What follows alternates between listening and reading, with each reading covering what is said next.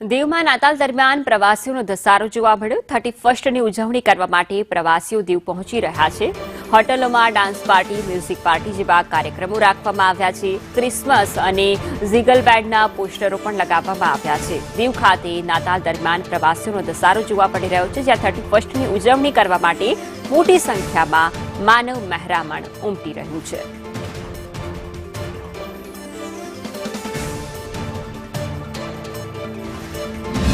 Vacations के लिए आए हैं, क्रिसमस वेकेशंस, एंड हम अभी 4 to 5 डेज हमने sky diving and parachute diving की है, महादेव जी का मंदिर देखा है, हम पानी में भी स्विमिंग की है। तो यहाँ की मतलब rides, beaches, love it I या क्या कुछ दिक्कत आई है?